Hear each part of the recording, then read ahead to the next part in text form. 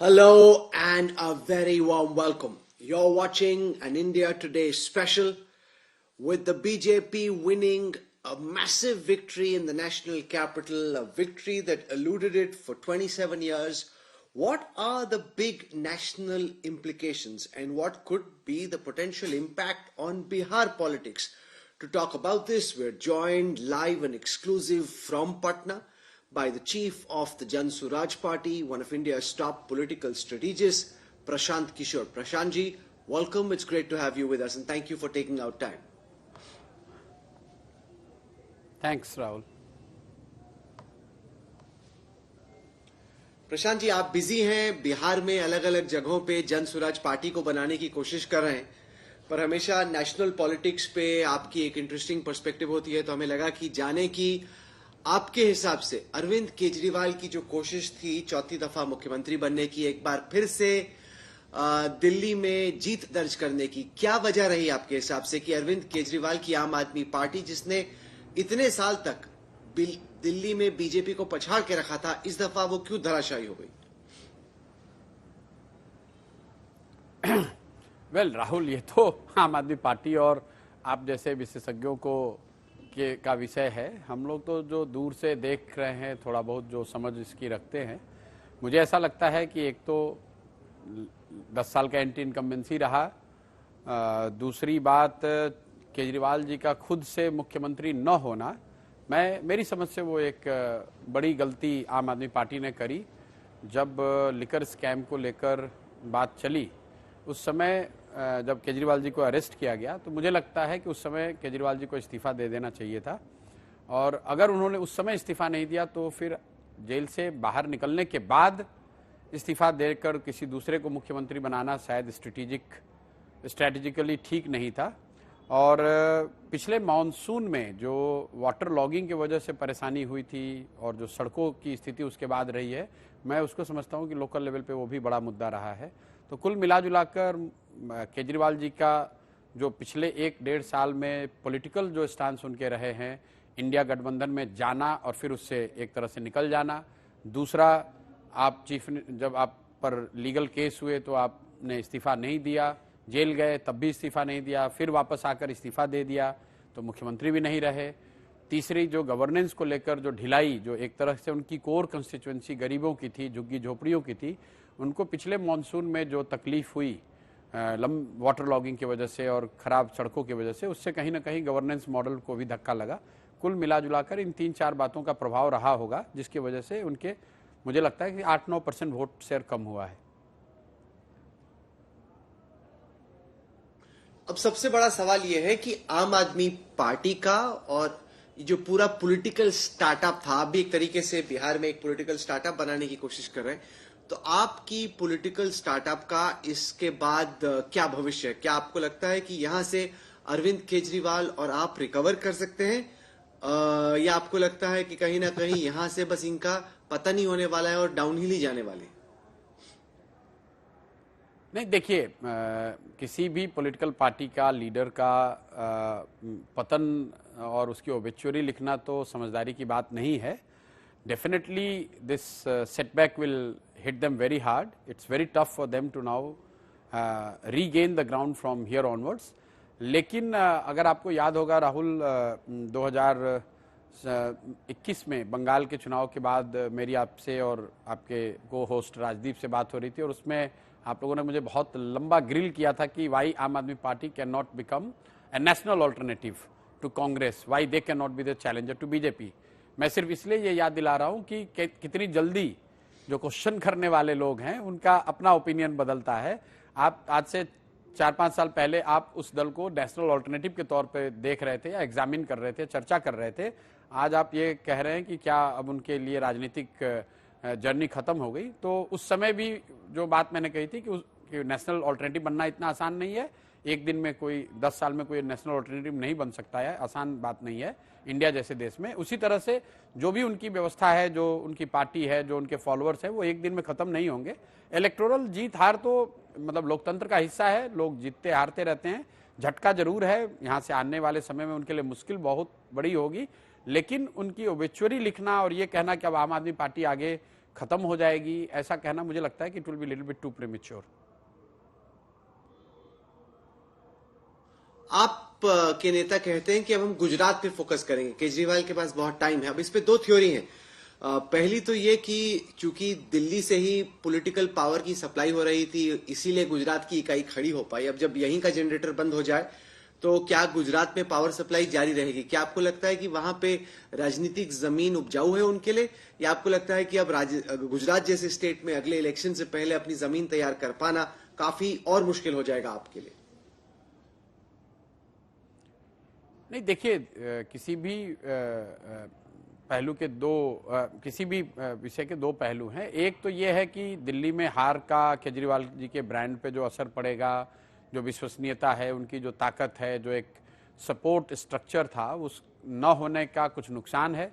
लेकिन उसका दूसरा नज़रिया ये भी हो सकता है, दूसरा पहलू ये भी हो सकता है कि अब वो बिल्कुल स्वतंत्र हैं, मुख्यमंत्री नहीं है, दिल्ली की व्यवस्था चलाने की कोई जिम्मेवारी उन पर नहीं है, तो पूरा टाइम, पूरी एनर्जी, फोकस वो गुजरात या जिन भी राज्यों में वो चाहे वहाँ लगा सकते हैं। तो ये तो मतलब कई बार जो आपके लिए चुनौती है वही बहुत बड़ी अपॉर्चुनिटी भी बन सकती है।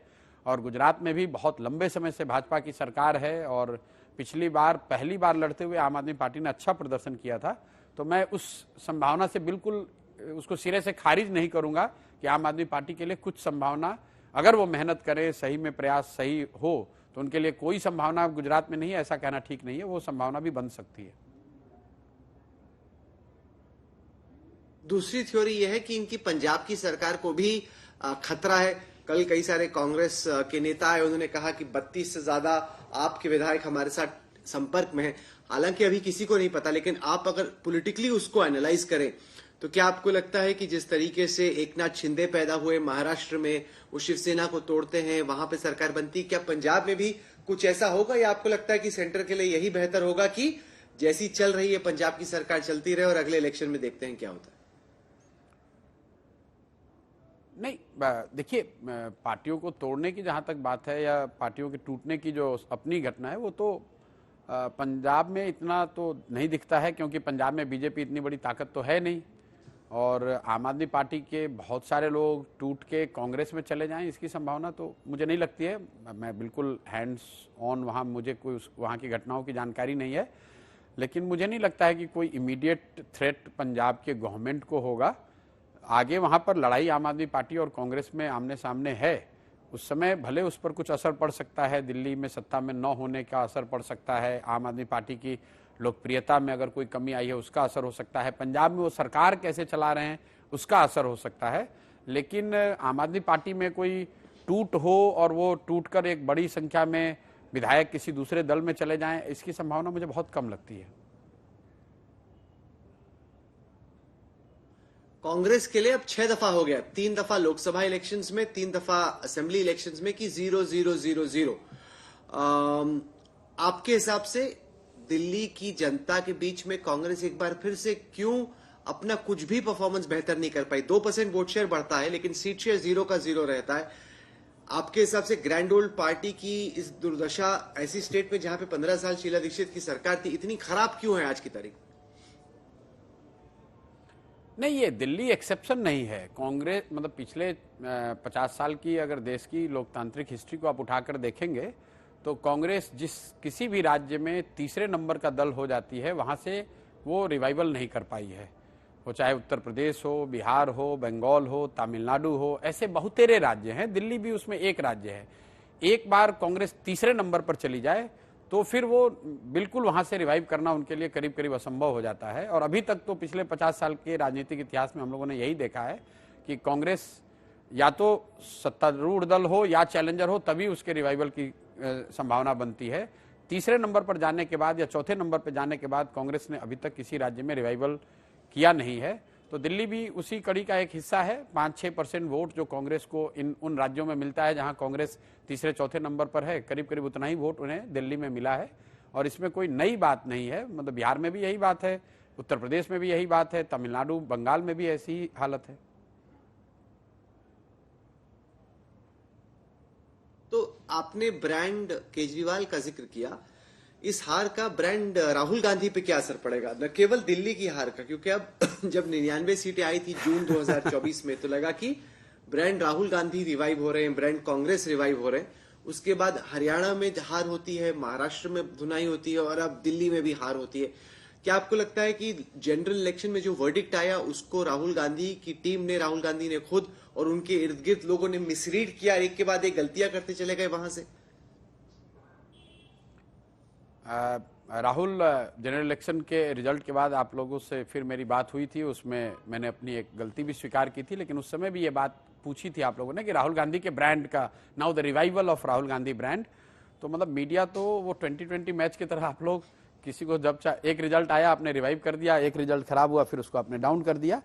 जो मैंने बात उस समय कही थी उसी को रिपीट कर देता हूं कि लोकसभा के नतीजों के बाद जो राहुल गांधी की पोजीशनिंग है कांग्रेस के सर्वमान्य लीडर के तौर पे, ऐसे लीडर के तौर पे जो कांग्रेसी ऐसा समझते हैं जो कांग्रेस की रिवाइवल का ध्वजवाहक हो सकता है, उसको लीड कर सकता है, वो बात सेटल्ड है। अब उसको कोई चुनौती नहीं है, उसको लेकर कोई चर्चा नहीं है। कोई कांग्रेस का वर्कर लीडर ये नहीं कहेगा कि क्या राहुल गांधी कांग्रेस को रिवाइव कर सकते हैं कि उन्हें कोई दूसरा लीडर खोजना चाहिए। तो उस चीज पर कोई फर्क नहीं पड़ा। लेकिन उस समय भी ये बात कही गई थी कि लोगों के नजरिए में राहुल गांधी देश के नेता हो जाएं, सबसे लोकप्रिय नेता हो जाएं, वो अभी जर्नी बाकी है। और उस समय मैंने एक आंकड़ा भी आपको दिया था कि इंदिरा जी के नेतृत्व में जब कांग्रेस हारी थी, सबसे बड़ी कांग्रेस की हार हुई थी, तब कांग्रेस को 175 सीट मिले थे लोकसभा में। और राहुल जी के नेतृत्व में जब कांग्रेस सो कॉल्ड जीत कर आई है तो उनको 99 सीट मिला है। तो ये फर्क दिखाता है, इंदिरा जी देश की लीडर थी, राहुल जी अभी कांग्रेस के लीडर हैं, कांग्रेस के सर्वमान्य लीडर हैं। तो उस स्थिति में कोई फर्क नहीं आएगा। कांग्रेसी आज भी यही मानेंगे कि राहुल गांधी ही वो लीडर हैं जो कि कांग्रेस को रिवाइव कर सकते हैं, भाजपा मोदी जी को चुनौती दे सकते हैं। लेकिन जहां तक देश की जनता का सवाल है, मुझे लगता है कि Rahul Gandhi has a long way to go before he is accepted as a leader, की a leader who can challenge BJP and Modi. नहीं तो आपको कोई स्ट्रेटेजी नजर आती है या आपको लगता है कि होपलेस केस है? क्योंकि ये एक मौका है, अगला इलेक्शन बिहार में है, ये एक ऐसा साल है जहां पे कांग्रेस के इनसाइडर्स कहते हैं कि ऑर्गेनाइजेशनल स्ट्रेंथनिंग करने के लिए यही मौका है, क्योंकि कांस्टेंट इलेक्शंस नहीं है इस साल। तो अगर आप रणनीति बना रहे होते राहुल गांधी को, कांग्रेस को, आप अभी क्या सलाह देते? भाई मैं खुश नसीब हूं कि मैं रणनीति उनके लिए नहीं बना रहा हूं। और the more I look back कि मैंने जो डिसीजन लिया 3 साल पहले कि उन लोगों के साथ नहीं जाना है, मोर और less I have been proven right in my own decision. तो अभी मतलब ये ठीक आकलन है आपका कि ये जो साल है 2025 का जो साल है, इसमें 25 और 26 ये 2 ऐसे साल हैं जब कांग्रेस अगर चाहे तो वो बड़े स्ट्रेटेजिक फैसले ले सकती हैं, ग्राउंड पे आमूलचूल परिवर्तन लाने का प्रयास कर सकते हैं। क्योंकि इस साल दिल्ली भी उनके लिए कोई महत्वपूर्ण चुनाव नहीं था, बिहार में भी कांग्रेस कोई बड़ी प्लेयर नहीं है, और अगले साल भी असम को अगर छोड़ दें तो कोई ऐसा स्टेट इलेक्शन नहीं है जिसमें कांग्रेस की बड़ी भूमिका हो। तो एक नजरिया ये जरूर लोगों का है कि अगर कांग्रेस इलेक्टोरल पॉलिटिक्स के प्रेशर से अलग हटकर आमूलचूल कुछ परिवर्तन लाना चाहती है तो 2025-26 उनके लिए अच्छा मौका हो सकता है। ये हर 5 साल का जो टेनियर होता है उसमें ये दूसरा और तीसरा साल होता है, जबकि कांग्रेस के पास ये अवसर होता है।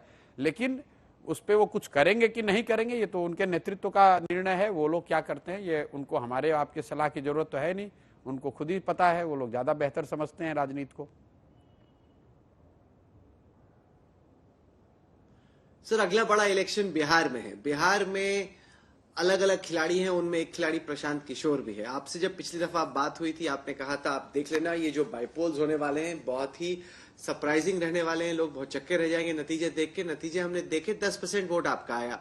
तो आप एक तरीके से वोट कटर तो बन गए, लेकिन आप किसी भी कैंडिडेट को जिता नहीं पाए। तो पहले तो आप अपना जो ग्राफ देखते हैं उसको एक्सप्लेन करें, जो आपका खुद का पब्लिक एक अनुमान था। हमारी बातचीत में आपने कहा कि देखिए बहुत सरप्राइजिंग रहने वाला है। कोई ऐसा भी आपने परफॉर्म किया, थोड़ा बहुत वोट आपने खींचा, लेकिन कोई बहुत बड़ी चेंज तो आप नहीं कर पाए। देखिए, पहली बात तो बाई इलेक्शन को लेकर मेरी आपकी कोई बात नहीं हुई है। मैंने आपको इलेक्शन के लिए 2025 के लिए कहा था कि आपको चौंकाने वाले नतीजे बिहार से दिखेंगे, और उस बात पर मैं कायम हूं। दूसरे प्लेटफॉर्म्स पे मैंने लोक उपचुनाव के लिए जरूर बात कही थी, और ये आपका कहना ठीक है कि उन 4 उपचुनावों में जनसुराज को एज ए पार्टी 10% ही वोट आया। हम लोग को जिस तरह की सफलता लोगों की समझ थी या हम लोग की समझ थी उतनी नहीं मिली, उसमें कहीं कोई दो मत नहीं है। लेकिन having said so, now you understand what has happened. Lok Sabha चुनाव के बाद बिहार में 4 विधानसभा के उपचुनाव हुए हैं और 1 एमएलसी का चुनाव हुआ है। उन 5 में 4 जगह एनडीए हारा है, इनकम्बेंट हारा है। तो बिहार में बदलाव की बिल्कुल जो बात हम लोग कह रहे हैं कि 2/3 से ज्यादा लोग इस बात के लिए बिल्कुल तैयार हैं कि बिहार में बदलाव होना चाहिए, चाहे वो आरजेडी का वोटर हो या वो एनडीए का वोटर हो, भाजपा नीतीश का वोटर हो, वो बदलाव तो चाहता ही है। जो 4 सीट जहां पर उपचुनाव हुए वो चारों इनकम्बेंट एमएलए थे जो एमपी बन गए, इस वजह से वहां उपचुनाव हुआ। और उन 4 में 3 जगह इनकम्बेंट एमएलए या उनका दल चुनाव हार गया। एमएलसी भी जो इनकम्बेंट जदयू के एमएलसी थे जो एमपी बनने की वजह से जहां उपचुनाव हुआ वो भी चुनाव हार गए। तो बदलाव तो निश्चित है, इस बात को आप लिख लीजिए। और बीजेपी का जो आप ये बता रहे हैं कि हरियाणा जीत गए, महाराष्ट्र जीत गए, तो बीजेपी बिहार में इतनी बड़ी प्लेयर है नहीं। पहली बात तो ये समझ लीजिए, बीजेपी बिहार में दूसरे तीसरे नंबर का दल है, उनको 19.6% वोट आया है। और आप ये बता रहे हैं कि जैसे बीजेपी ही बिहार की राजनीति की दिशा तय करेगी, ये बात नहीं है। निश्चित तौर पर अगर आपको पीछे हरियाणा में, महाराष्ट्र में सफलता मिली है तो उससे उनके वर्कर्स का, नेताओं का मोराल बढ़ सकता है। लेकिन यही बगल हरियाणा, झारखंड में बुरी तरह भाजपा हारी भी है। तो बिहार दिल्ली नहीं है, बिहार हरियाणा नहीं है। बिहार की राजनीति अलग है, यहाँ के विषय अलग हैं, यहाँ के मुद्दे अलग हैं और भाजपा की ताकत यहाँ अलग है। एक बार मतलब पूरे जीवन में भाजपा वाले एक ही बार 150 सीट पर चुनाव लड़े हैं। यहाँ पर 243 विधानसभा क्षेत्रों में भाजपा 150 सीट पर एक बार लड़ी है, बाकी वो 100 या 100 से कम सीटों पर चुनाव लड़ते हैं। तो बिहार में भाजपा की ताकत इतनी नहीं है कि वो अपने दम पर बिहार की राजनीति की दिशा तय कर दें। लेकिन आपको चुनाव के जब नतीजे आएंगे तो आपको दिखेगा, बिहार से आपको अप्रत्याशित रिजल्ट दिखेंगे, इस बात पर बिल्कुल मैं कायम हूं। नहीं, क्योंकि पहले आप बोल रहे थे कि आप 243 सीटों पे लड़ेंगे, अभी भी आप उस पर कायम हैं, और कि जन स्वराज की सरकार बन जाएगी। आपने तो यहां तक कहा कि नहीं, सीएम मैं नहीं हूंगा, सीएम मैं किसी और को बनाऊंगा, मैं दिखाना चाहता हूं कि क्या कर सकता हूं। तो आपको लग रहा है कि अभी भी वो संभव है कि जो केजरीवाल ने दिल्ली में किया वही आप बिहार में कर पाएंगे? अब आपको लग रहा है कि काफी मुश्किल है? आप कह रहे अभी भी, मतलब हम लोग के प्रयास में बिहार में जो हम लोग प्रयास कर रहे हैं उसमें क्या फर्क आया है दिल्ली के रिजल्ट से या हरियाणा के रिजल्ट से? ऐसा तो है नहीं कि हरियाणा और ऐसे कुछ लोग हरियाणा में काम कर रहे थे जो आकर बिहार में हमारी मदद करने वाले थे। ऐसा तो है नहीं कि आम आदमी पार्टी या जनसुराज दिल्ली में चुनाव लड़ रही थी कि जनसुराज हार गई कि अब हमारा बिहार पे कोई असर पड़ेगा। हम लोग की फोकस, तो हम लोग का पूरा जो फोकस है वो बिहार पर है। और बिल्कुल बिहार में जब अक्टूबर नवंबर में चुनाव होंगे तो आपको दिखेंगे। आपने जिस बात को कहा कि आपको तो थोड़ा वोट आया 10%, आपके दर्शकों को बता दूं और आपको भी ध्यान, आप तो डेटा वोटा समझते हैं, बीजेपी को बिहार में 10% वोट लाने में 20 साल लगे। जब से बीजेपी ने चुनाव लड़ना शुरू किया बिहार में, 20 साल के बाद उनको बिहार में 10% वोट आया। जनसुराज को वो वोट 11 दिनों में आया है। तो आप जब देखेंगे अक्टूबर नवंबर में चुनाव आएगा तो 2 साल या 2.5 साल के प्रयास से सबसे ज्यादा वोट लाने वाली पार्टी देश में जनसुराज बनेगी। तेजस्वी यादव से बात हो रही थी, उन्होंने कहा प्रशांत किशोर तो भाई ये बीजेपी की बी टीम है, इनकी कॉर्पोरेट फंडिंग है, इनसे कभी पूछे इनको पैसा कहां से आता है, क्यों आता है। वो कह रहे हैं कि कुल मिला के आपको खड़ा किया गया है ताकि जो एंटी इनकम्बेंसी का जेडीयू बीजेपी का वोट है उसका थोड़ा हिस्सा आप तोड़ दें और आरजेडी कांग्रेस की जो सरकार बन सकती है। क्योंकि आपने कहा कि काफी एंटी इनकम्बेंसी वाकई में इतने पीरियड ऑफ टाइम में बिल्ड हो गई है, एंटी इनकम्बेंसी के वोट को काट दे और आपको खूब कॉर्पोरेट घरानों से पैसा आ रहा है क्योंकि आप बीजेपी की बी टीम है। इस पे आप कैसे रिस्पॉन्ड करते हैं? भाई चलिए, कम से कम मान तो रहे हैं कि जनसुराज है। उससे पहले तो आप मिले थे तो आपने कहा कि तेजस्वी यादव ने कहा कि जनसुराज को कोई नोटिस ही नहीं लेता है। तो नोटिस तो ले रहे हैं क्योंकि हर जगह चुनाव हार रहे हैं। कौन बी टीम है और कौन ए टीम है उसको तो जनता को फैसला करने दीजिए। आप पत्रकार हैं, आपने उचित अगर समझा होता तो उनसे ये भी पूछा होता कि तेजस्वी यादव आपको आरजेडी को फंडिंग कहाँ से आती है, प्रशांत किशोर को फंडिंग कहाँ से आती है। ये तो बिल्कुल सवाल किया जाना चाहिए और हर प्रखंड, हर गांव में लोगों ने पूछा है और मैं उसका जवाब भी देता हूं, आपको भी अभी दूंगा जवाब। लेकिन आप इतने बड़े पत्रकार हैं, क्या कभी आपने ये पूछा तेजस्वी यादव से, नीतीश कुमार से, अमित शाह से कि भाई आपको फंडिंग कहाँ से आती है?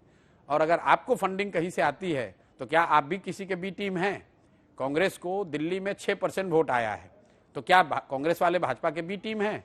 आप लोग कल से पूरे देश में मीडिया एनालाइज कर रही है कि कांग्रेस की वजह से कितनी सीटें आम आदमी पार्टी हार गई, तो क्या कांग्रेस वाले भी बीजेपी के बी टीम हैं? ये तो किसी को कुछ कहने, तेजस्वी यादव को यहां भाजपा का डर दिखाकर मुफ्त में वोट लेने की आदत लगी हुई है, तो स्वाभाविक है कि वो घबराए हुए हैं कि भाई जनता के सामने कोई तीसरा विकल्प आ जाएगा तो उनकी मुफ्तखोरी, राजनीतिक मुफ्तखोरी है, वो खत्म हो जाएगी। मैंने जहां तक जनसुराज के पैसे को लेकर बात है, आज से नहीं पिछले 2-2.5 साल से कह रहा हूं कि पैसा उन लोगों से, उन संस्थाओं से, उन ऑर्गेनाइजेशन से ले रहे हैं जिनको पिछले 10 साल में हमने अपने कालखंड, अपने प्रोफेशनल लाइफ में मदद की है, और डंके की चोट पर ले रहे हैं, बैंक से ले रहे हैं, और सारी जानकारी जो है वो पब्लिक डोमेन में है कि कौन लोग पैसा दे रहे हैं। तेजस्वी यादव या नीतीश कुमार या भाजपा, जिसको भी लग रहा है कि अगर कुछ गलत पैसा कोई दे रहा है तो सरकार में तो वो लोग हैं, हम लोग तो सरकार में है नहीं। आप जांच करा लीजिए, पकड़ लीजिए, कुछ गलत हो तो जनता को बता दीजिए। अच्छा, वो खबर आई आपसे, उसके बाद बातचीत नहीं हुई। बिहार पब्लिक सर्विस एग्जामिनेशन को लेके जो प्रोटेस्ट चल रहा था, वहां पे स्टूडेंट्स आपसे बड़े नाराज हो गए कि आप एक तरीके से मैदान, तो उनका मानना था कि आप मैदान छोड़ के भाग गए, और ये भी कहा गया कि आपने बहुत उसको स्ट्रेच आउट कर दिया। आप अपनी यंग लोगों के बीच में राजनीतिक जगह बनाने की कोशिश करते, कि मतलब इश्यू को प्रोलॉन्ग कर रहे थे कि किसी तरीके से आपकी वहां पे राजनीतिक जगह बन जाए।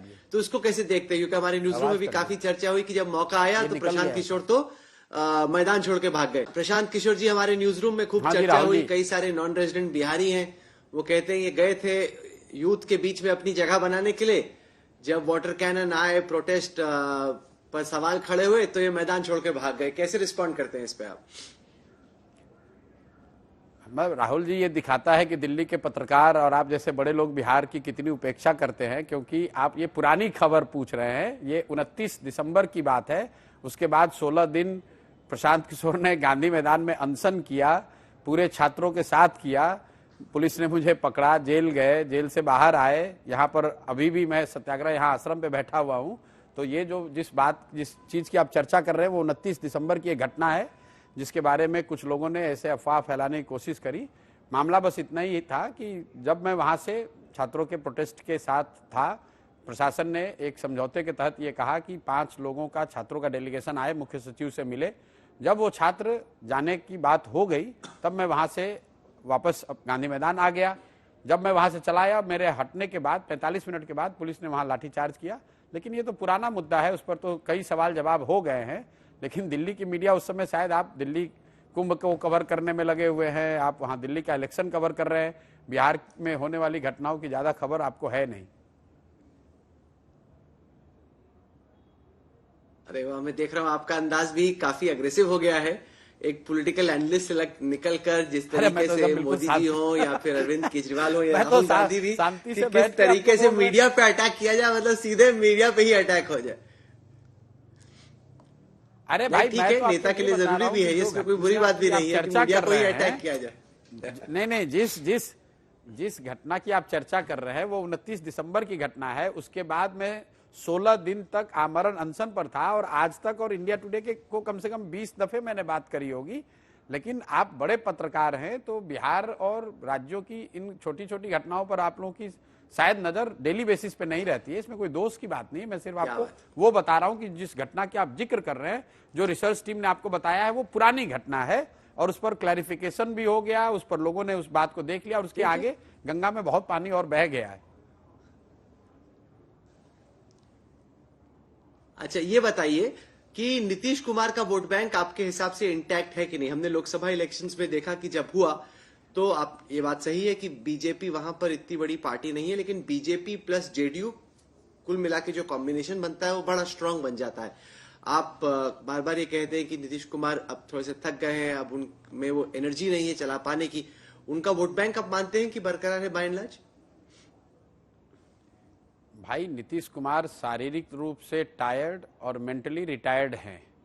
आप इस बात को, मैं आप कैमरे पे कह रहा हूं कि physically tired and mentally retired Nitish Kumar ji अभी इस स्थिति में भी नहीं है कि अपने मंत्रिपरिषद के सदस्यों का नाम और विभाग बता सकें कैमरे पर। तो काम करना, वोट बैंक और चुनाव जीतना, वो तो बहुत बड़ी बात है। अब चूंकि मुख्यमंत्री के पद पर हैं, व्यवस्था ने उनको एक तरह से संजोग संभाल कर वो जनता के सामने आते हैं। उनकी स्थिति ऐसी नहीं है कि वो कोई बहुत बड़ा राजनीतिक प्रयास कर सके। जो गठबंधन है एनडीए का, ये बिल्कुल आप समझ लीजिए कि वो भाजपा के दम पर ही है। जितना भी है, नीतीश कुमार सिर्फ मुखौटा मात्र के रह गए हैं। हाँ, जब सीटों का बंटवारा होगा तो जदयू वाले भले 100 सीट लड़े, लेकिन एनडीए अगर 1% आप मान लीजिए, अगर एनडीए कभी बिहार में जीत कर आती है 2025 में, तो अगला मुख्यमंत्री नीतीश कुमार नहीं होंगे, भाजपा वाले अपना मुख्यमंत्री बनाएंगे। किसी भी हालत में नवंबर 2025 में बिहार में नीतीश कुमार मुख्यमंत्री नहीं होंगे, ये बात तो आप लिख कर ले लीजिए।